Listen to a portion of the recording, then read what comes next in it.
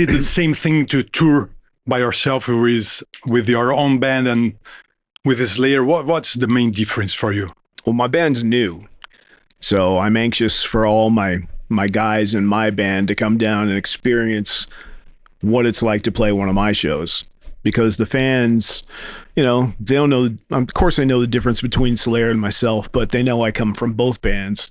So the reaction for my band is basically the same, and it's a lot more rabid than some of the other guys are used to. So I'm happy for them to come down to experience what I've been experiencing for 40 years. Do you prefer playing like big venues or small venues? Well, big ones, because you have more of a budget to burn things, and I love to burn things. But this tour we just got done with in America a month ago, you know, we got our first headline sellout in New York City, where I live now, so that made it extra cool for me. But you know, it made me appreciate the theaters, because I haven't played theaters in years. So theaters, they're very cool venues to play because it's more intimate, yet still big enough to where you can put on a reasonably good show. So it's a lame way to answer it, but they're both cool. And tell me something. You're going to do just one concert here in Brazil. What can you tell us about this concert? What have you prepared for us? I haven't prepared anything since it's a month away. Really? But the tour we just did, we played the entire record, played a handful of Slayer songs, played a couple of Iron Maiden songs. I want to rely on our music, because you're coming to see KERRY KING play. You're not coming to see Slayer. You're not coming to see Iron Maiden. Maybe on the same bill sometimes, but so I want to focus on our stuff. But I think my fans deserve to see songs they expect me to play, like Raining Blood, you know, whatever. And the Iron Maiden stuff, just a little self-indulgent thing we all like to do. And it's fun, and the fans, they expect it now, but they didn't expect it when we first started playing it. And we focus on songs that are either from bands that don't exist anymore, like Motorhead, for instance, or like Maiden, and they haven't played Purgatory since the late 80s. Purgatory, good choice, huh? Yeah, and I want to give the fans the opportunity to see these great songs. If the bands haven't played them in decades, I think it's only fair that we do them. You play the whole album, every song? Our album? Yeah. In America, we did. We had an hour and a half set. I think here, I don't know, but I've heard we play an hour, so I'll have to shorten it a little bit. But, you know, we'll play a good mix of everything everybody wants to hear. And I know that you have songs enough for a second album. Are you going to play any new song? No. I mean, all the songs for the second album, none of them have lyrics yet. It's just basically guitar and drums. I've always been of the opinion that playing stuff that people don't know is more of a detriment, because if it's a fast song, there's no way they're going to keep up with it. You know, and 9 times out of 10, the first song I finish is going to be a fast song. So I think the fans deserve to know the song before they hear it. I know it's exciting for everybody to hear it, but every time you do it, people just stand there and look at you like you're playing a song they never heard before, because that's what you're actually doing. That's true. What can you tell me about the way you compose? Do you like composing by yourself? Yeah. You always did it, or you used to compose with Jeff? I haven't composed with Jeff since 2000. The last song that we co-wrote was on God Hates Us All. Okay. And the only reason that was because we called him the recluse because he lives out of town. You know, he was only an hour away, but he's an hour away in a direction that no one goes. So it was just how it came down. You know, I'd finish my songs by myself. He'd finish his songs by himself, or he and Tom would work together. Yeah, it sounds like we had a beef or something. There was no trouble. It's just like we never saw each other. And that was before computers did that much. You know, computers were there, but we weren't using them yet. And your kind of music is very riff oriented. You always start with a new riff? Yeah. What do you do? Do you record it? Record it on my phone. On your phone? Yep. Yeah, and if I get to the point where I feel it's a song, I'll send that song to Paul, and I'll get a piece of paper and write not time signatures, but like say beginning 30 seconds, 48 seconds, minute 3, and I'll say what that part is, and I'll write down what drums I expect to hear there. So when we get together and play it, we'll have a demo in 5 minutes. You have everything on your mind. Generally, there's gray area that, I'll let a drummer be a drummer and say, hey, do your thing. And the lyrics. You are used to write lyrics. How did you write the lyrics for this album? I wrote it in a couple different homes, which is weird. I wrote some during the pandemic. I wrote some when I was stuck in a hotel with COVID, and I figured I might as well take advantage of my time because I can't go anywhere.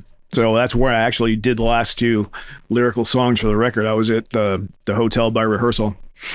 I did some. We had a pool house at our place in Vegas. It was, could be a 1-bedroom apartment for somebody. That's where I have my guitar stuff. So I just go out there and work, not bother anybody in the house. We had a smaller house in Vegas. It was kind of like us moving into town and seeing where we wanted to be. I made some stuff up there. So, a couple different environments, papers everywhere, different lyrical ideas everywhere. And, when the moment hits that, like, this goes with that, then you just build on it. And how did the pandemic disrupt your plans, like, to release the album? Because you could...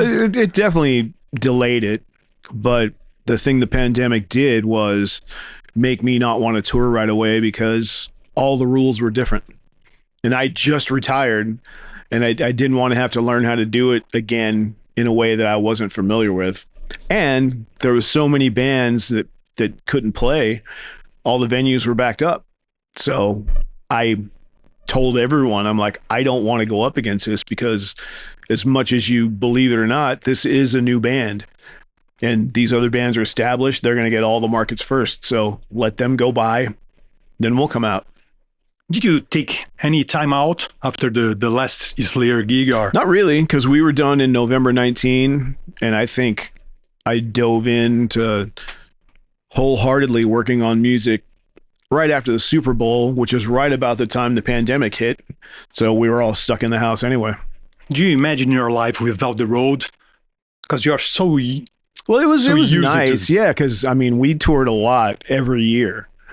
Since you were like 16 years old, 17 years old. Yeah, but the last 5, because everybody wants to see you one last time. It was very busy. So it was good to be home, but it wasn't good being forced to be home. Know what you mean? Your band, I would like to talk about the band. Was it difficult for you to choose the right people like to play with? It wasn't. Were you looking for friends or more for friends than... Totally for friends. Really? And I got all my number ones. So I don't have to make excuses for anybody.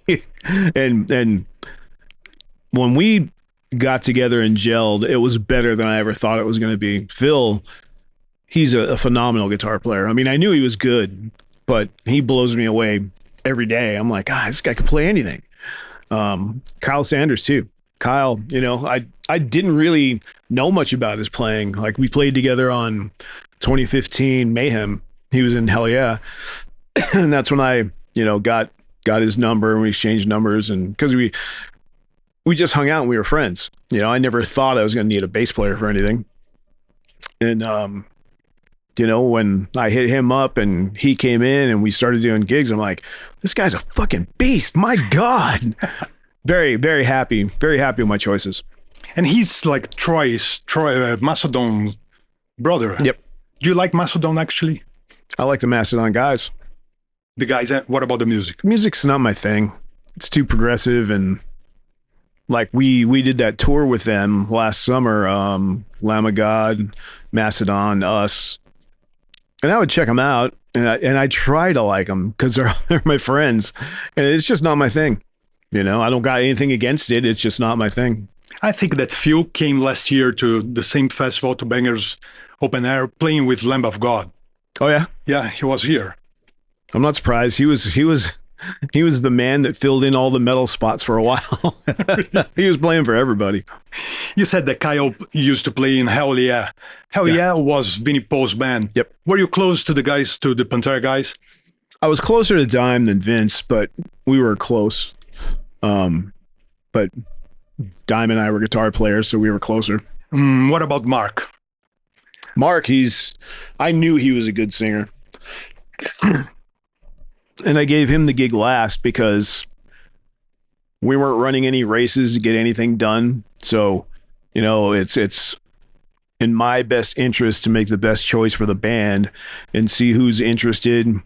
See if anybody say Rob Halford says, "Hey, I want to sing in your band." I'd be a dick not to take him. You know, I did never see that coming. I dreamt it a few times probably, but your favorite singer. Huh? Yeah, you gotta wait and see where all the pieces fall. And you know, Mark came in and demoed with me and Paul for like 8-10 months off and on, and he would always come in and sing the songs I'd already sang. Next time he'd come in, he'd better his performances. He'd know the parts better. And I gave him the gig probably like 2 months before he went to actually record it. He was the last one. I knew he was going to be the guy. There was no rush. Was he your first choice? Yeah. Really? Because we heard a rumor that maybe Phil from Pantera was everybody that wears a suit in my organization wanted Phil. Really? Yeah, it was the record company, it was the management, it was the promoters, it was the booking agents, because they saw dollars. You know, KERRY King and Phil, they'll be doing Pantera songs, they'll be doing Slayer songs, they'll be doing original songs. It's an arena band right off. So I entertained the idea, and we had a couple talks about it, and then the Pantera thing came up, and it just kind of went away. Mark has a good range singing, but I thought that he kept like a kind of Tom Araya kind of way of singing. Well, did you ask him, or was his choice? I wrote all that stuff. So I wrote all the stuff that Tom sang too. So they're getting that because they're mimicking what I sang. And I don't have range. But you sing too. I don't have, I have fun with it. But I can't sing and play for one thing.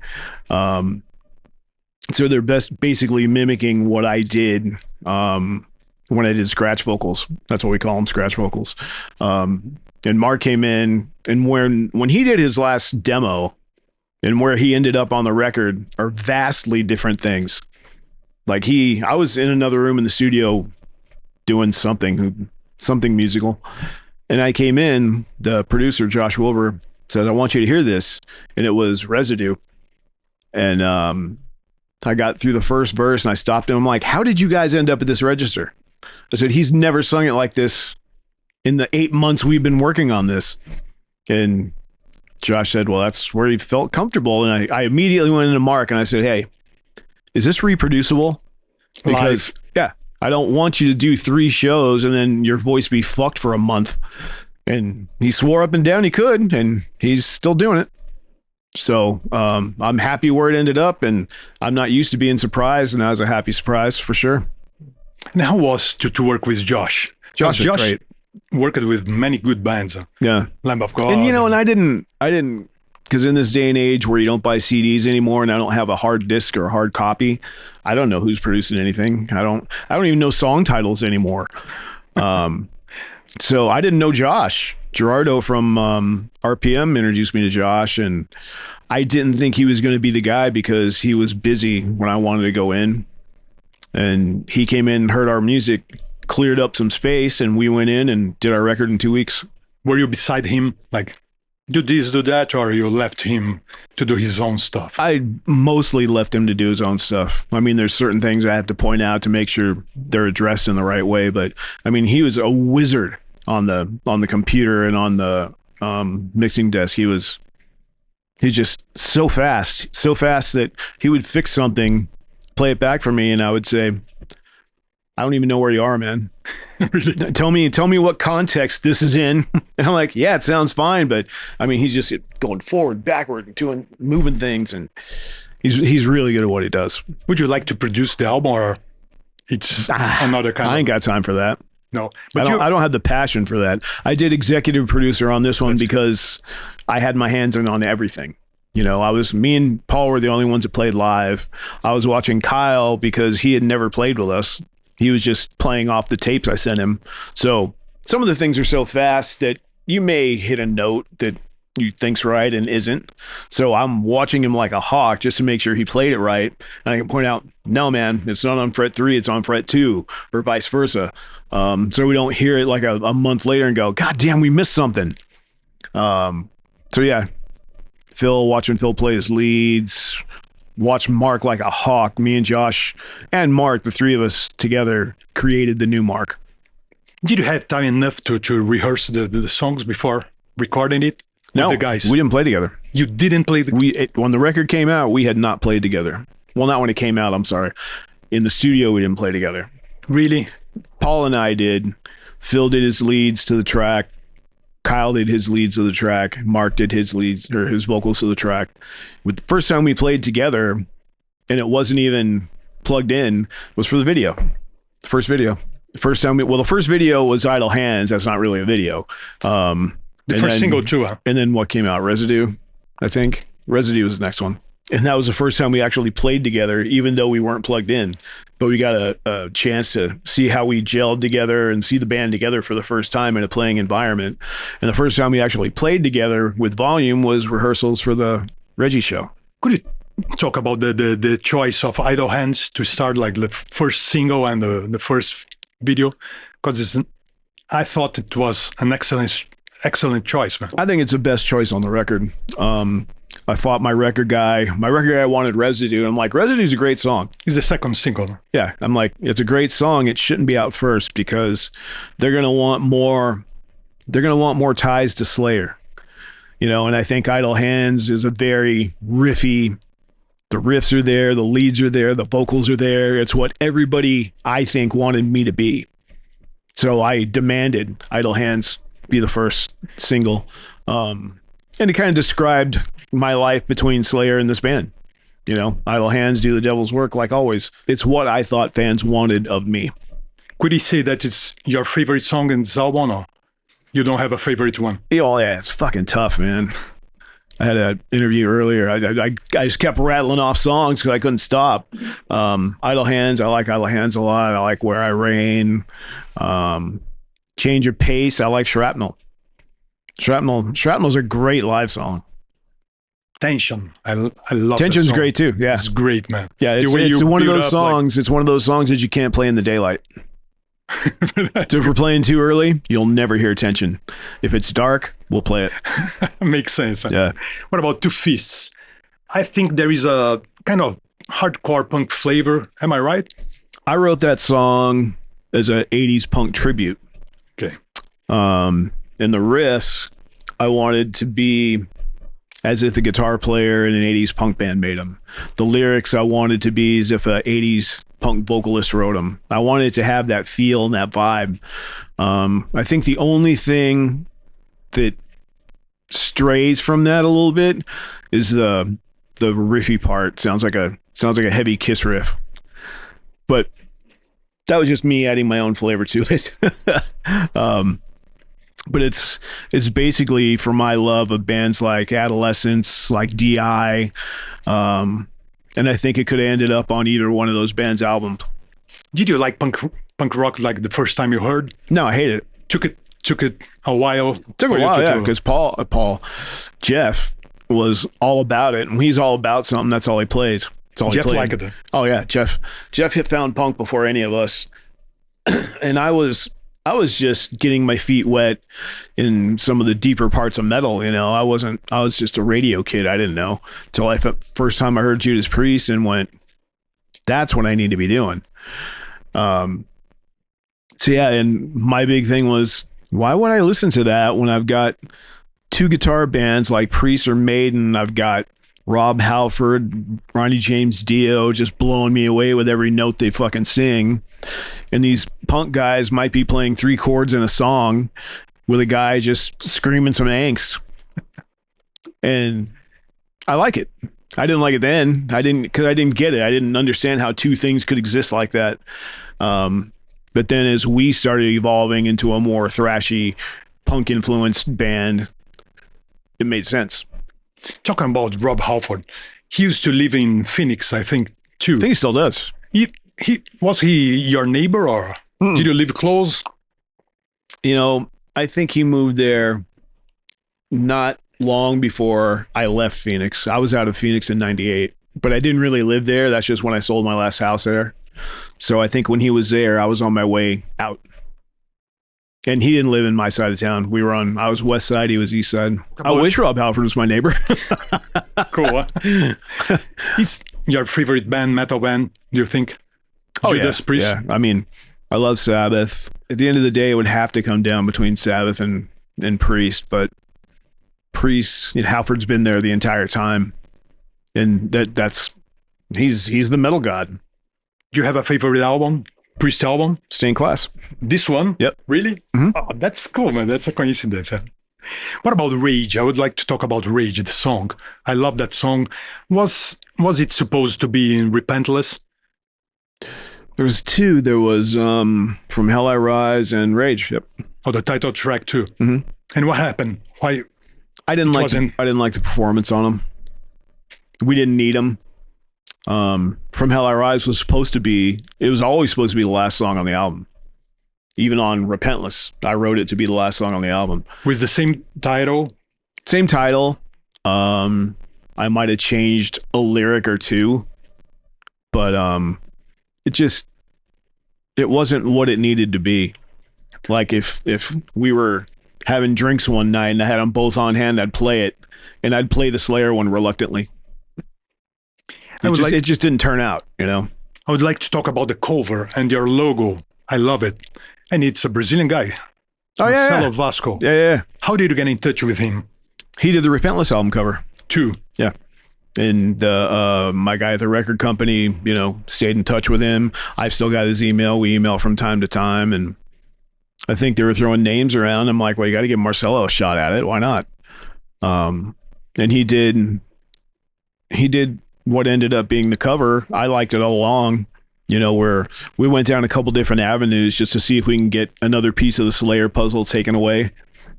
But at the end of the day, I thought it was the best one for the cover, so we went with it. Did you ever think about being solo before? No. Never. I had no desire, my time was spent for Slayer. I wasn't the guy that thought I was bigger than anything and I wanted to do my own thing. My songs were for Slayer until Slayer didn't want them. And what's going to happen with the band now? Are you keep on going, record a second album? Oh, absolutely. Be on tour? Yeah. I think well, what I've always said is as soon as the record one album cycle is done, which right now is looking like October, Paul and I want to go in and record music immediately, like within a week, take a week off. And you want to have your tour chops, you want to be your best. You don't want to go rehearse for another month and a half till you get good again. You want to take, you want to be on point and give these songs the performance that all the fans want them to be. Where have you played so far? I heard Australia, Europe. You played all over? We did Europe, Australia, Mexico, States, Canada. I know you love to be on stage, but what do you think about the other side of music? Like giving interviews, traveling, this kind of stuff. Do you like it? Well, there's definitely an art to it. You gotta be able to outsmart the interviewer, because in the wrong situations, the interviewer will try to outsmart you and get stupid quotes and print stupid things. And when I find people that do that, I don't do interviews with those people anymore, because we're here to provide each other a service. You're looking to forward the progression of my band. I'm looking to forward the progression of your podcast. We're here to help each other, not make parodies of each other. I would like to know what you like doing in your spare time.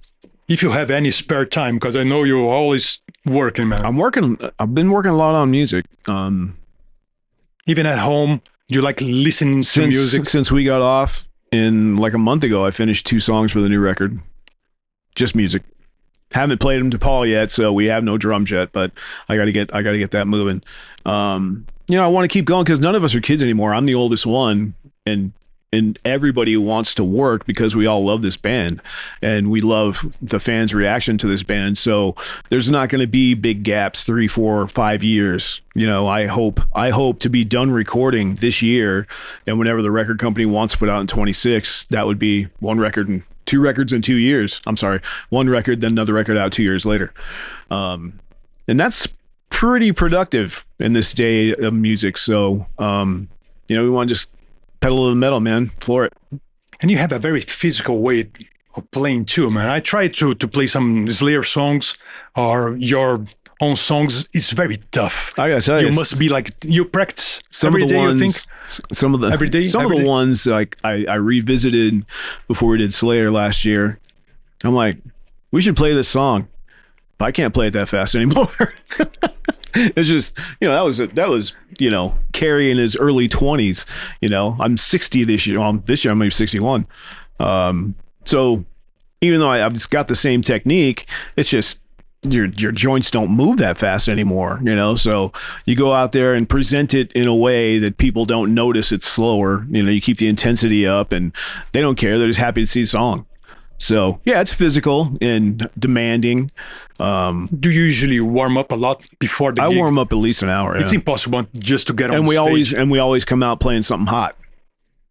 Like this tour we were playing Where I Rain. That's not too slow. Not at all, man. You got to be ready for that one. Well, I would like to know about your spare time, you said, but I know you like pinball machines too, huh? Yeah, I got a few pinball machines. I love it.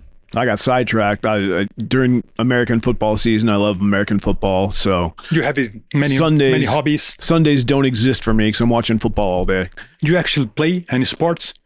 I played baseball. I played basketball. I played tennis in high school. I never played football because my parents wouldn't let me, Okay. which is smart because I didn't turn out to be a big guy. When you travel around, do you have time like to go to visit the city, or you're always busy? Now I have time to do things. You like doing it? A lot of times there's like one day off. So I'll probably sleep all day and then go out, have good food someplace, and go to the show the next day. So unless I plan on going to, you know, I got lots of people in the zoo industry in America and Europe and Australia. So I might plan to do something and then go make a day of it. But if I don't do that, I just catch up on sleep probably. I would like to ask you about this. I never thought that Slayer were going to have like a Neither did I. Funko Pop. Whose idea was that? Not mine. Not yours, but you saw it. Oh, of yeah, course. Do you have many of? I got like 4 of them. Did you like your own version? I think of it's it? cool. My wife said it's not a Funko Pop, it's a Drunko Pop. And she lays them down like that. The Drunko Pop. Drunko Pop. I love that, man. Tell me something. I heard that you were the best pupil at school in mathematics. Is it true? Where was that? Or just a rumor? No. And I think it was junior high. So it would be grade 7, 8, and 9 in America, North America. I got the math award for best math for that period. And then in 10th and 11th grade, I stayed up at that high level. And then I found girls and it went out the fucking window. So 12th grade, I had so many credits. I just took a bunch of electives, like teacher's aid classes, just to pass high school. And then I just went to band. When you found out that you want to be a musician, was it early in your life, like to be a professional and have a band and go on the road? I played guitar as kind of a activity to keep me out of bad circles. When have you started? We grew up in kind of gangland in Southern California, so my parents wanted to keep me out of trouble. So guitar was one of the options, and the option I went with. And that was when I was 13, and I was already playing in a band when I was 16. My guitar teacher's band. With your guitar teacher, that's true. With Tom too? Tom was in that band, yep. And that was a top 40 kind of hard rock cover band. So a lot of songs I wasn't into, but we played Highway Star. That's very cool. Played a couple of Van Halen songs, which the early stuff is priceless. And then when that went away, I went and auditioned for, you know, it's out of the paper. You know, you just, when we used to use newspapers to get information, and I found a band I went and tried out for, and Jeff was like the door guy at the studio. So I met him, said hello, went and checked out this band. I knew it wasn't the right fit. And I came out and I saw Jeff, and he was playing guitar, playing a lot of songs I knew, playing Def Leppard, playing Priest, playing all kinds of stuff. And I said, hey, you in a band? And he's like, no. And I said, would you like to be? So I got together with Jeff and Dave, who had just come into the picture, and we played together once or twice. And I hit up Tom and I said, hey, I got this thing. Are you still looking to sing? And off we went. And when did you find out like you wanted some heavier stuff? Because I know you like some pop, some... I think it just evolved. I don't think it was a conscious thought. I think it just evolved, you know. We had just gotten turned on to Venom and Motorhead. Metallica was in the Southern California scene before they went back to the Bay Area. I saw Metallica in the Southern California when Mustaine was still in the band. Wow, that's cool. It was super cool. In the very beginning. Yeah. And we were already doing kind of what they were. I mean, they were doing it, but we were kind of already doing it as well. We were just a few months behind them, I think, in the realization of faster is cool. Could you talk about your experience with Mustaine on Megadeth? How long did it take? I played the first 5 shows. Only 5 shows? Mm-hmm. And how did you like his music? Well, I love Mustaine to this day. I think he's one of the greatest guitar players out there still.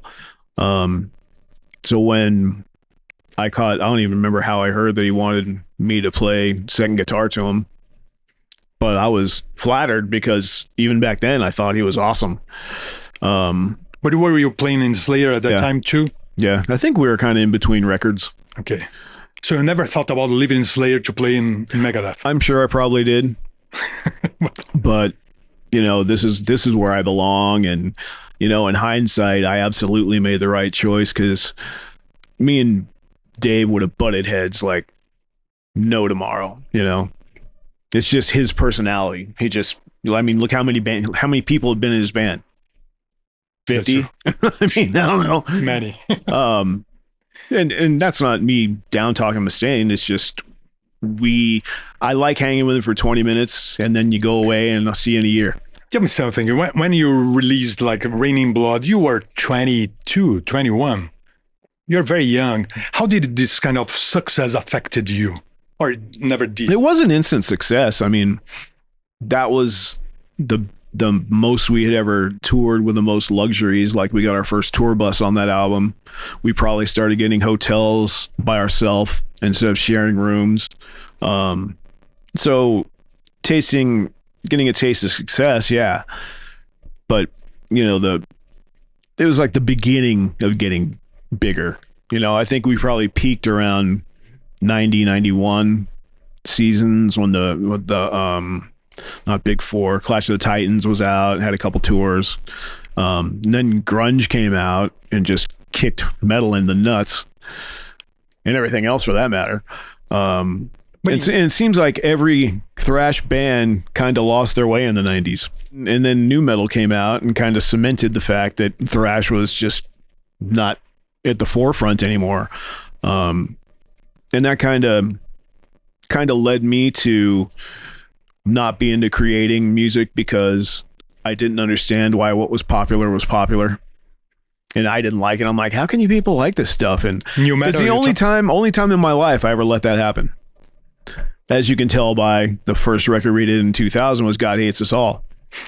And I came back and said, yeah, sorry about that 90s stuff. I got it. I got it now.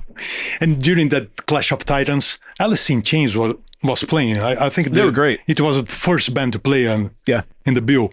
And they were like booed and everybody hated them. Yep. Do you remember that? I do. And I remember going out on stage with Jeff every day and watching because I thought Lane was magic. Fantastic. Lane was amazing. And Jerry too. Jerry's a great rock guitar player. Still is. So you like it grunge? It's kind of grunge music and new metal. Well, I like the Alice in Chainsy, Soundgarden before Soundgarden got too poppy. The heavier stuff. What about new metal? Korn and this bands. I got nothing against Korn. It's not my thing. You know, I just never got into it. I'd like to ask you two things. Do you remember the first record you bought in your life? I have a good idea, because I get asked this from time to time, and my memory serves as it being Van Halen, Women and Children First. Well, third one. Because I think that's about when I had my own money. And you went to the shop from whatever job I had, whatever stupid teenage job. I think it was that one. What kind of job did you have before playing? Nothing real. I mean, I worked in a toy store during the holidays. Cool. I worked at a pet store. I worked at a mini golf place. I think that's about it. You like dogs, huh? You like pets. I saw some pictures with cats. And do you have many pets? We have 6 cats and we have 2 dogs. Wow, 6 cats. Cool. Huh? And last one, do you remember the first concert you went by yourself? I know you went with your sisters, but it's kind of different. Do you remember the by first myself, one that you... But I'm guessing it would have been early Van Halen or Styx around Pieces of 8, maybe. Styx, cool. Because I saw them multiple times at the LA Forum. That's where I went to all the shows. And what's going to happen with Slayer now? I saw you have like 5 different dates playing festivals in UK and America. What's going to happen with the band? We might do that every year. We might not. A couple of concerts? Just... I'm very happy to be part of the Black Sabbath show. Okay. And that's why 2 of the shows are happening, because they're right around it. And then when we come back, we play one in Quebec. And then we play the one that got canceled last year. We're making that one up this year. And then we got one more in Pennsylvania to tie into that one. So there's 6 shows this year. Nothing planned for next year, but that don't mean it will or won't happen. Do you still need to rehearse with them? Or oh, absolutely. No? Absolutely. I mean, before we did the ones last year, we hadn't played together in 5 years. So, and we played 213, which we haven't played in at least 25 years. That was fun. Trying to learn that one.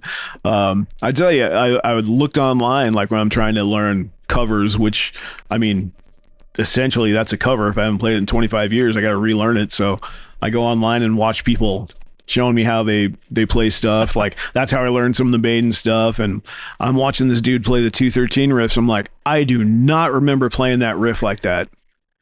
And sure as shit, he had it right. Do you consider like releasing new stuff with Slayer? Or no, not at all. No, that's done. So your band now, KERRY KING, and that's it. I couldn't do that to my guys. I mean, I spent too much time recruiting these guys, and last thing I want to do is make them not feel happy about this band because I take off for 2 months with Slayer. You know, if I do it for a week or 10 days, nobody gives a shit about that. But this is my band. So the guys are full-time with you too. Yep. They gave up the other bands, and even well, Mark, Death Angel still plays. Okay. You know, but Mark, if I'm playing, Mark's going to be there. He's very dedicated to the band, I feel. So I thank you very much, okay? So it's got to be, man. It's all about the fans. Cheers. These stupid mugs. Thanks, man.